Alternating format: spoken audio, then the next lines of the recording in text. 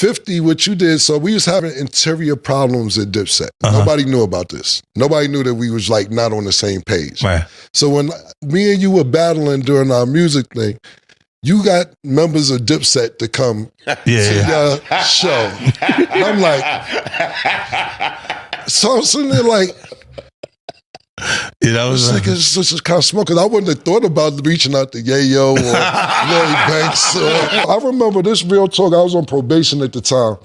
My probation officer was like, come down to probation or we're going to lock you up on Thursday. I'm like, what the I did? And New York City Intel was there. And New York City Intel said, what's going on with you and 50 Cent? I said, it's some music. What the you talking about? They said, well, this just seems like it's more than me. I say, yo, he puts people out of business. I got to respond. When Cameron talks about his beef with 50 Cent, you can feel the tension. This ain't no small conflict. And one moment in particular stands out. Jim Jones going on stage with 50 Cent. Cameron says it was the ultimate betrayal. And honestly, I can see why he feels that way. The whole thing is a messy chapter in hip-hop history that had no winners. Just a lot of back and forth. We had like a legend, for the younger audience, we had like a rap battle thing at one time. And 50, what you did, so we was having interior problems at Dipset. Nobody knew about this. Nobody knew that we was like not on the same page. Right. So when me and you were battling during our music thing, you got members of Dipset to come to your show. And I'm like, so I'm sitting there like, that was it's just kind of smoke. Because I wouldn't have thought about reaching out to Yayo or Lloyd Banks. I'm like, niggas going public with this? I'm like, yo. What was your thought process behind saying, yo, you know what? The songs. What was how did this work? Let me say this. Look, how'd it go? I was there. I'm in your horse and carriage video. I'm in the pool. What? You know what? You told me this. Your horse and carriage video. You told me this before. I was in the pool in the horse and carriage video. Wow, that's crazy. So if you look, like when everybody's there, right? Jimmy was not a rapper then. Right. He was your man, like on the side, like in the side, just he was not a rapper at all. Right.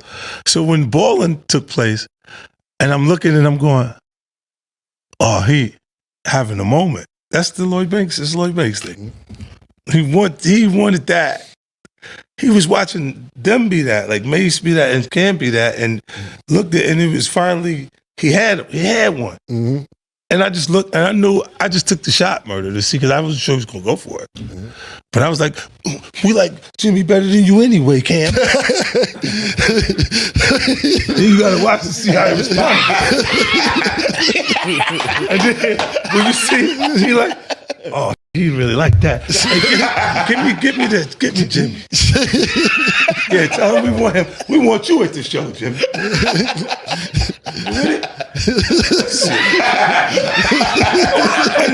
Yeah, but that was one of those things I just threw it out. Yo. How you felt when Jim did that shit? Yeah. So it's over. It's over. No, because this what happened. So, like, you know, Fifth had sent to my office with black roses and a little coffin. And I was like, all right, cool. Then I did the video. So I was like, all right, cool, this is cool. I remember this real talk. I was on probation at the time. My probation officer was like, come down to probation or we're going to lock you up on Thursday. I'm like, what the I did? And New York City Intel was there.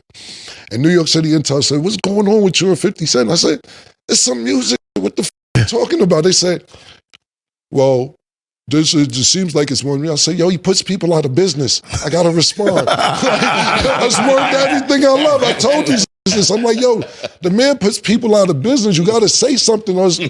Then one officer's like, yeah, he does, man. He does. So it's just on me. Y'all going to talk to him? Like, that's like, yeah, his flight is late. We're going to have a conversation with him too. So the more of the story is, like I said, Dipset at that time kind of really wasn't on the same page, but it wasn't public, external. Yeah. And I was like, maybe I could fix this before it gets out of hand. And that's where my mind frame was at. But then when niggas went on stage, I'm like, yeah, that was a problem. Shit that spun out of your nigga. It just a checkmate moment, which was, I said, this is devious right here. Now let's talk about how this played out. Cameron didn't just brush it off.